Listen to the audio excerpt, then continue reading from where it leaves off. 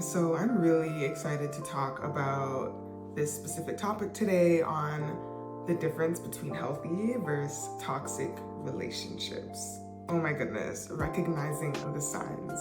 And I guess where I'm gaining inspiration to talk about this subject, although, my main focus is on wealth, finances, business, and still wellness, specifically talking about relationships is also equally as important to me because I've had my fair share of poor and toxic relationships, and I'm finally in a relationship in which I deem healthy. And I feel like relationships wasn't something I felt like I could talk about in the past as a coach because I didn't feel like I had experienced the type of relationship that I wanted others to also find for themselves. And now that I feel like I've found that, I have a lot more confidence in talking about like what it took for me to find myself in a healthy, secure relationship and what it now looks like. And I'm gonna be touching on like my past childhood experiences with relationships and love and what that looked like to me, and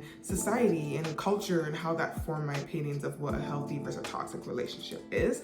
And then we'll like dive deep into like what an actual toxic relationship looks like and how we can find the healthier alternative and what a healthy one should look like. At least all of this is in my opinion based on my own personal experiences, and so I hope that it helps. But I guess to start, I sort of just wanted to distinguish between the two, right? What's healthy and what's toxic. For me, I think a healthy relationship is a relationship that's gonna improve your overall well-being, right? It's a relationship that's not detracting from you, but it's adding value into your life.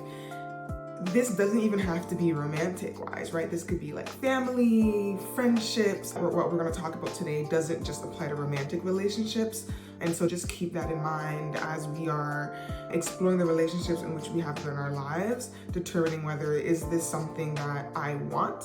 Is this something that's adding value? Is it compromising my well-being, or is it actually improving and making me a better person? And I think those are the people that at the end of the day, you want to surround yourself with. You want to surround yourself with people who are going to be adding value, adding to your life, instead of, making you stressed, anxious, drained, all these things that relationships can also do to us, right? So toxic relationships in that regard, they're very draining. They can rob you of any positive self-worth, love, esteem. It can also keep you stuck and stagnant in your life. It's very hard to move forward and to achieve certain things if you have relationships that are like draining you and distracting you from the things that are actually more important because you're so occupied with it, right? I remember like looking back at like other past toxic relationships I've been in, and like your mind, like your mental health is like really suffering because you're so occupied with always trying to fix things. And if you're always trying to fix things and you're not in a space where you're just expanding and you're enjoying and you're receiving and you're just living, then the opposite of that can be very draining on you over time, physically, mentally, emotionally. And so I think that really is the difference between the two. Healthy, adding, toxic, detracting. And I've seen this with my clients. I've had particular clients where even though we weren't working on their specific romantic relationships, I could see how the relationships that they were in were negatively affecting their ability to focus on making certain strides within their finances. Because at the end of the day, like, it all comes down to mindset. So if you're in the mindset that you're deserving of something that's toxic, if you are operating from that energy, from that space, if you're involved with people who are bringing you down, it's going to be very hard to achieve some of the other goals that you're working towards. And this is why I say your net worth is your network. It's who you surround yourself with. And so it was very hard to like see some of the progress that she wanted to see because, a lot of the decisions that she wanted to make, she was in fear of making them because of a controlling partner. And I'm just gonna preface and say that it's important to note that certain cultures have certain ideas about how relationships should look like, and of course your personal childhood experiences will inform the way that we understand what a relationship should look like. And it doesn't necessarily mean it's right? So just because society tells you this is what a relationship should look like, just because your parents tell you this is what a relationship should look like, just because film, media tells you this is what a relationship should look like, you kind of have to figure out for yourself, is this true? Does this feel good to me? Yes, I may see, XYZ in my external environment, but like, does that feel right to me? You have to know like the difference between right and wrong and what feels good to you. And I think a lot of us know what feels wrong in a relationship and what doesn't feel good, but we still allow ourselves to be in it, right? And that could be a whole nother video, because today we're focusing on just recognizing the signs of what that looks like. So real quick, just my personal experiences. I grew up with a family that constantly fought and argued, especially about money. And there may be a mental illness aspect to that too with one of my parents. And so it's really difficult having to grow up in that kind of environment and not really always feeling safe, being scared to voice your opinions, to speak up in fear of being reprimanded, in fear of like not being loved, and just feeling abandoned if you do speak up for yourself and stand up for yourself. And so that can feel very demeaning. And also just seeing someone else being treated poorly, it kind of makes you feel like, oh, well, I think this is just a part of being in a relationship. But then also too, seeing that I don't want to be in a relationship, because if being in a relationship is this hard and it hurts this much, then like, why would I want that for myself? And so I think I grew up just feeling like very conflicted, like, oh, okay, of course, like we all want to feel love, we all want to like be in partnership with someone, especially as I get older, but like, what's the point of that if like all men are like this? Or love is going to be hard, it's filled with abuse and cheating and all these things. And so I think I've always been sort of anxious avoidant, like really wanting love, but then also like not really wanting it because of what I thought would come with it. And then, of course, like my culture, my background, and this is in no way like shaming the Black experience, because I love being Black and it's part of who I am, my ancestry, my roots, and there's so much amazing qualities and things and experiences that come with being Black, as well as a lot of downsides. And I think a lot of this is rooted in trauma, so it's in no way like shaming or blaming my people and my culture, but there is a lot of cheating and abuse that goes on, right? And like I said, I think a lot of that stems from the trauma that Black men have faced, Black women have faced, etc. Like with slavery, one of the biggest traumas that we have faced as a race, and it wasn't that long ago, so it's a very recent trauma. And when we even study and talk about trauma, I think there's like a saying that it takes like 7 generations for trauma to truly be eradicated. So a lot of the ways that I'm feeling, a lot of the ways that I experience relationships now is rooted in the trauma that my ancestors had to face, being separated from the family unit, and a lot of those things we can go into. But at the end of the day, I feel like in my culture there is a lot of misogyny that goes on, especially with Black men, and feeling like, Black women are supposed to accept certain behaviors in relationships, like cheating and abuse and just blatant disrespect. And I'm not saying that like all Black men or all men of a particular race behave in this way, but it's a lot more prominent, and I think it's a lot more accepted and just sort of ingrained in the culture. When I talk to my mother or my grandma about certain things, they will say, well, oh, that's just how men are. And they kind of just accept it as like, this is just behavior, but it doesn't mean that it's right. It doesn't mean that because someone does something that hurts that it's supposed to be accepted. And I think anybody, whether you're a man or a woman, as an individual, like we all should want to be better individuals. We should never just say like, well, this is just how I am, I'm a shitty person, and you just have to accept me being a shitty person, regardless if you're a man or a woman. And I think as a society, as a culture, like that's something that we can change, not just because this is something that was accepted in the past, that it has to be accepted in the future, right? And I always give the example of like Martin Luther King and the civil rights movement. And fighting for Black liberties. Like, he could have said, you know what, this is just how it is. Black people are always going to be treated with disrespect from our oppressors, from white people, and it doesn't make sense to fight because we're never going to win. If someone goes in with that mindset that like, this is just the way things are, nothing will ever change. And honestly, it really pisses me off. It really grinds my gears when people just say, well, like, that's just how it is. Because no, that's just not how it is. You're being complacent and you don't want to put in the effort to make change, to make positive change. And, you know, I'm not even gonna go down the rabbit hole. Oh my God, I'm gonna have a video and it's gonna be a whole rant.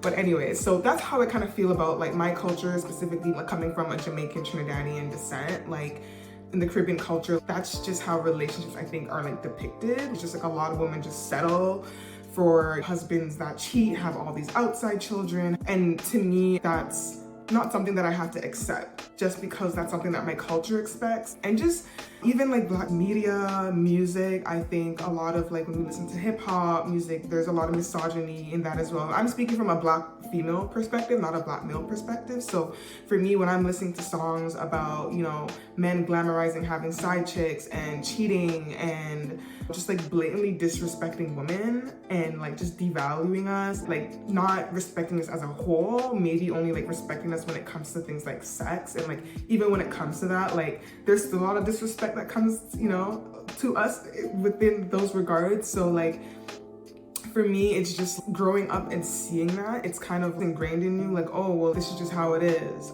But you know, really having to think outside of that. Like, is this really how it is? Like, are you gonna allow society and trauma to dictate how you should be treated moving forward? And then of course, other family examples that I had being young, like I had a lot of, honestly, most of the women in my family have been abused. My aunts, most of my aunts, like, so this is, like I said, like coming from a Black female perspective, most of the women in my family have been abused at some point or another. They've had shitty boyfriends that have like hit them, who have cheated on them. I don't think there's ever been a woman in my family who's never gone through either or, right? Like either some sort of like physical, verbal, mental, emotional abuse. And that's really sad to say. So as a Black girl growing up and like not having any healthy representation of what love looks like or healthy love looks like, and these are the examples that are given to me. These are the examples of like, oh, your aunt, like the police was just over at their house the other day. Oh, some guy put a gun to your aunt's head. Like those are the things that I have to like hear growing up. That's extremely traumatic, right? For a little kid to be like, why are men treating like my loved ones this way? And so that is another reason why I always grew up kind of feeling like I don't really respect men, to be honest. It took me a really long time to even respect men, because it's like, if you don't respect me, why should I respect you? If you don't respect my gender, if you don't respect the women who have given birth to you, the women who tried to shape you to be a good person, why should I allow you to treat me this way? And so yeah, it just sucks, right? And so I think you need to like look at your own life and see like, where are the patterns? Like what makes me feel like being in a toxic relationship is okay?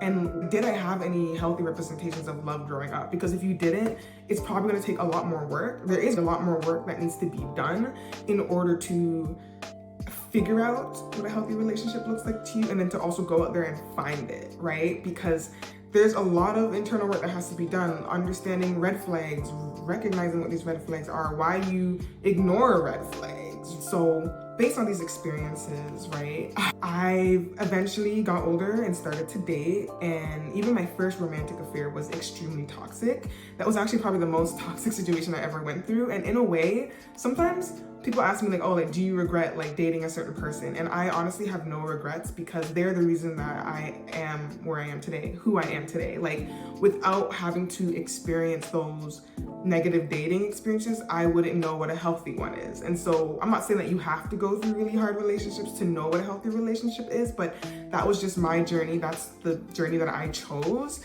And I chose to go down that path. Maybe I didn't really have to, but I did. And I'm not gonna regret it, because it already happened. And I learned so much from it. And it really honestly made me a better person when I was able to eventually like actually leave the relationship and look back in hindsight and reflect.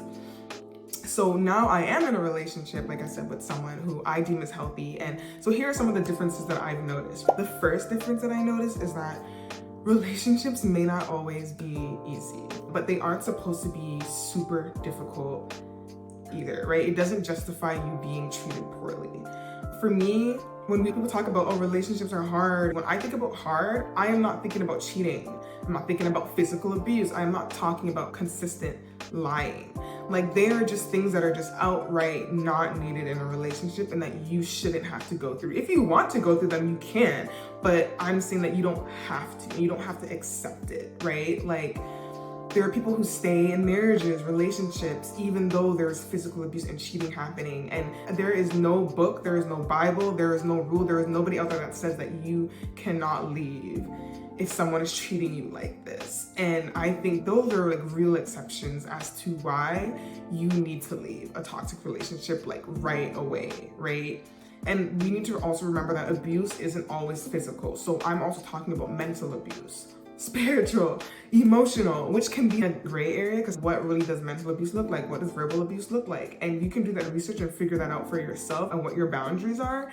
But you should not be treated like shit, okay? You do not have to be treated like shit for it to be a relationship. Relationships don't have to be that difficult and that hard, and they don't have to hurt that much at all. When I think of challenges in a relationship that are healthy, these are things like financial difficulties, maybe there's health problems, maybe we're having just like a little issue with like communication, but we're working on it, right? We're going to therapy, both people are going to therapy, one person is going to therapy, maybe it's a long distance relationship. Like, these are just normal and natural challenges that come up in any relationship. And I think those are the challenges that people are talking about, right? Like, when it comes to a healthy relationship, every relationship will have its problems, yes, but it doesn't have to be those kind of problems. It doesn't have to be the problems that will leave you physically, emotionally, mentally scarred and traumatized. Obviously, those are not the challenges that you want to go through.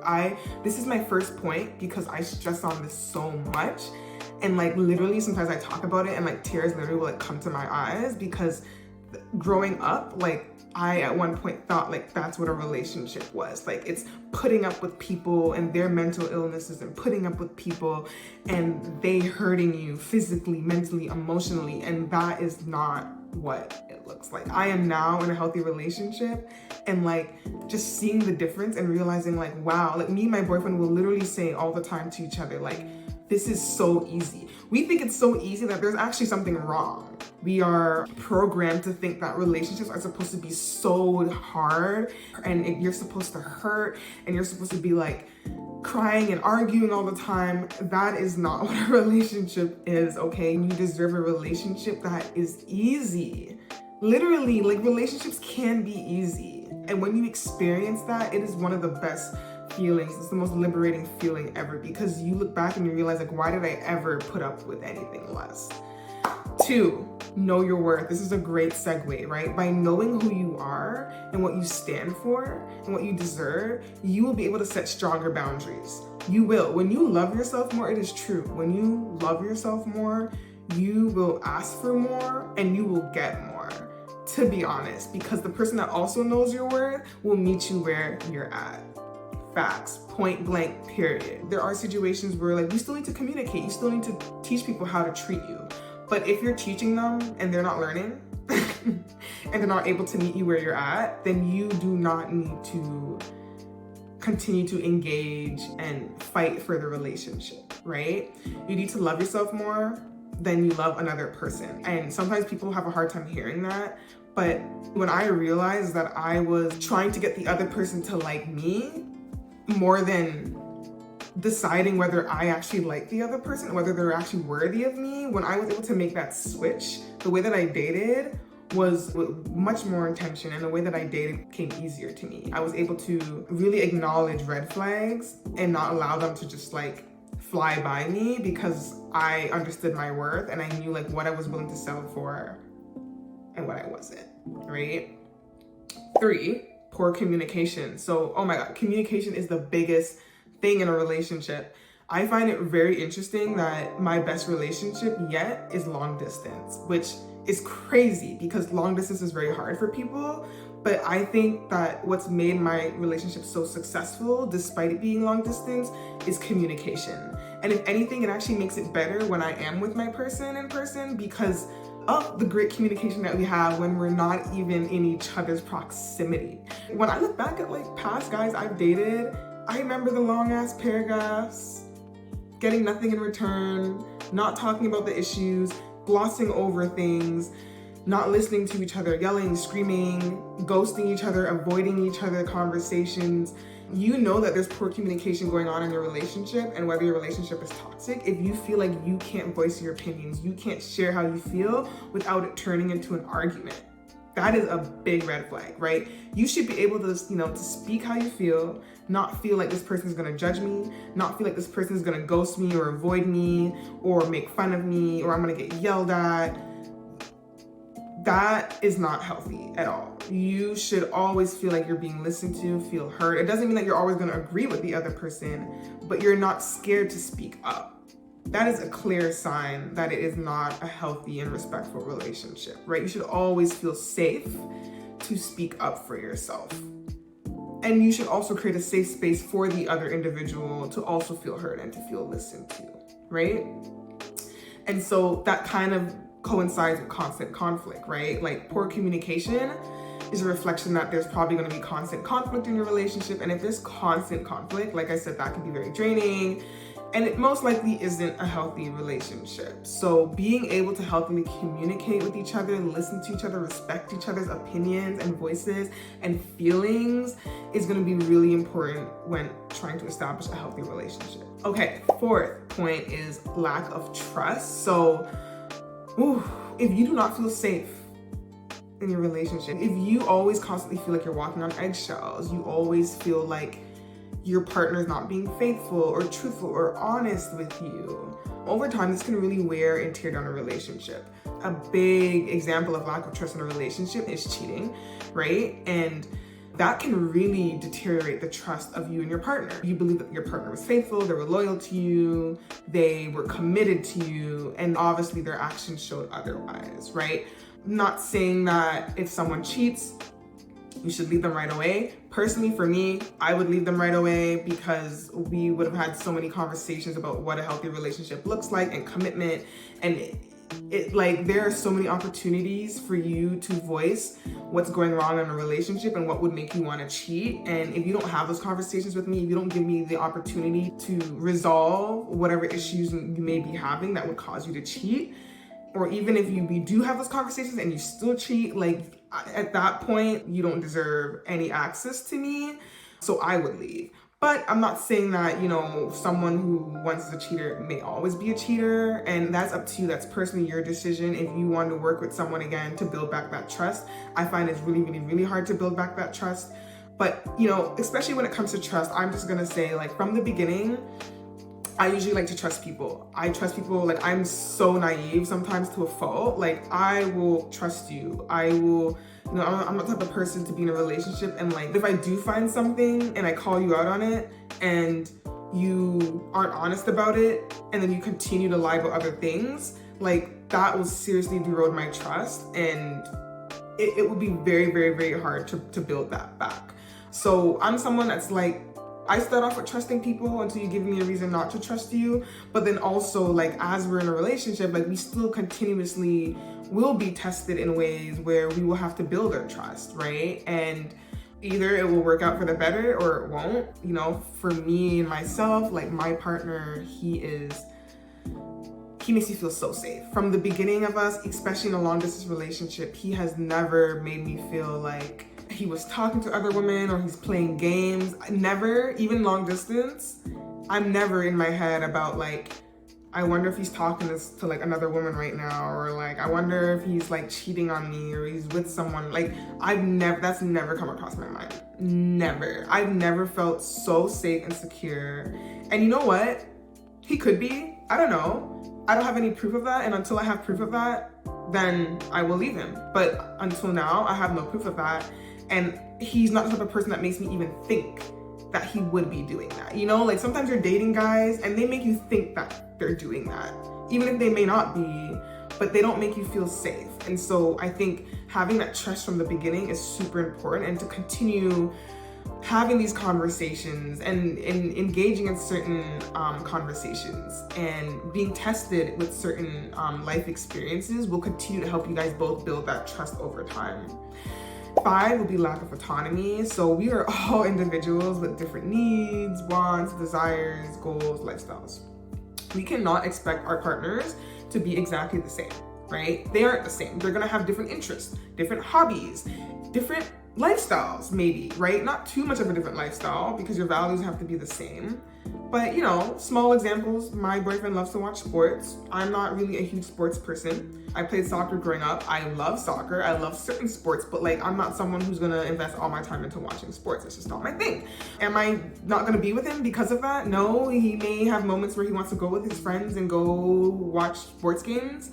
That's fine. And me and my girls will go do our things, whatever, whether it's shopping or going out for dinner, whatever it is that we like to do, right? And so we allow ourselves to do that. If I want to travel and I have the means to travel and my boyfriend can't travel at that time, I'm going to go live my life and do my thing. I'm not going to allow that to stop me. And he shouldn't feel jealous or feel any kind of way because I'm going without him. My boyfriend, if anything, he has always reassured me that he loves that I'm so independent and I do the things that I want to do. And he doesn't let that intimidate him. He knows I have my own life. There are things and interests and hobbies that I have that he won't have. I have friends that are my friends. He has friends that are his friends. And we don't have to all be friends with each other, I'm allowed to hang out with whoever I want to hang out with, whenever I want to hang out with. Also, still respecting my relationship and giving quality time and attention to my relationship too. But never someone who's manipulative or controlling and is gonna decide when I can interact with certain people, when I can engage in a certain activity or hobby. Any sign of, a little bit of jealousy is healthy. Obviously, I wouldn't want to see my partner kissing someone or flirting with somebody. That's natural, right? This is someone that you're in a committed relationship with, you love, you would feel like you're being betrayed. Obviously not, right? But if your partner has a friend that's a female and they were together before they've been friends before you came to the picture, I have to trust my partner and to know that they're just friends. And if they want to go hang out and do something, or if he's hanging out with his guys, I have to trust him that he's not going to cheat on me or do something disrespectful while I'm not there. And that is just a trust. You have to feel safe in your relationship in order to feel that, right? And I never felt that with other people, with past relationships. So maybe there's a little bit more jealousy there, but I can never say I've really been controlling to the point where I've told someone they can't do something or not. I'm able to voice and express that something that they've done maybe hurts me or I don't like it, but I can't tell that person not to do it or to manipulate them or control them or place fear and say, well, if you do this, I'm gonna leave you, unless it's really warranted. If he's cheating, if he's abusing you, then yeah, you should really leave them and they should be scared because you're a great person. But in terms of just controlling, isolating you from friends, from family, now we're getting into the extremes, and that definitely is not healthy. So if there's any lack of autonomy, you feel like you can't do anything without the say of somebody else, you can't do anything without the say of your partner, that is not healthy. And we need to set healthy boundaries and allow and remind people that I'm my own person. I'm allowed to make my own decisions. I'm allowed to choose who my friends are. I'm allowed to choose what I do with my life. And as long as it's not hurting you, you should be fine with it, right? And you have a good reason why it's hurting you. Me choosing to hang out with my girl on a Friday night shouldn't warrant you to feel any kind of way, especially when I haven't shown that I've done something disrespectful or I'm going to do something disrespectful when I am out with them. So, just examples like that. My last example, 6th point, is lack of similar values. Now, this is huge, because when I tell you, honestly, when I look back at a lot of my failed relationships or relationships that were really toxic, they were bound to be toxic because we did not have similar values. I'm forcing a relationship with someone who doesn't see things the same way as me. If you are in a relationship with someone who doesn't see cheating as wrong, if you are in a relationship with someone who isn't family oriented, who doesn't care about being a father in a home and doesn't care about having kids with multiple women, if you are with someone who doesn't care about financial security, financial stability, if you are with someone who isn't ambitious, and you know that those things are important to you, like being family oriented, right? Transparency, trust, communication. If those things aren't important to the person that you're with, those basic values, it most likely is gonna turn into something toxic. It may not in the beginning, because in the beginning we ignore a lot of red flags. We're in the the honeymoon phase. You're getting to know someone. You like all these small things about them that don't matter. You're having fun conversations. Maybe you're sleeping with them. You're having sex. The sex is good. So you're not thinking about, at the end of the day, is this a long-term partner? Yes, this person could be fun for the meantime, but is this someone that you really could see yourself, if this is what you want, settling down with, right? So you need to make sure that your values are aligned, right? So many times we go on dates and falling in love is easy, right? Oh, we had great conversations, blah, blah, blah. But do you guys believe in the same thing? If he believes in Andrew Tate and you hate Andrew Tate, the relationship isn't going anywhere. I don't care how good the sex is. I don't care how well he may treat you or buys you things. At the end of the day, if he sees the world in a certain way that you deem as toxic or negative, then it's very hard to change people's opinion. I'm not saying that he may not change, he won't change or be able to see things from your point of view, but it is very hard to change people. When it comes to dating, you need to accept people at where they're at. So many times we date people with potential. Oh, yeah, he's shitty now, but I feel like I can work on him and he can become this better person. That is not your responsibility. That will drain you more than anything. Why put in so much time and energy to fix someone when you can just find someone who accepts you as you are and you can accept as they are and not have to put up with that? And a lot of that comes from mindset work, believing that you can find someone that can give you that. Because if you believe, like I said, all relationships are shitty, all relationships are hard, and loving someone consists of being hurt and going through a bunch of problems and fighting all the time, well then that's what you're gonna get. That's what you're gonna be looking for. So I think, if you are in a toxic relationship or you're not sure if you're in a toxic relationship, these are really clear signs, right? That the relationship is extremely hard. It's negatively affecting your mental, emotional, spiritual, physical health.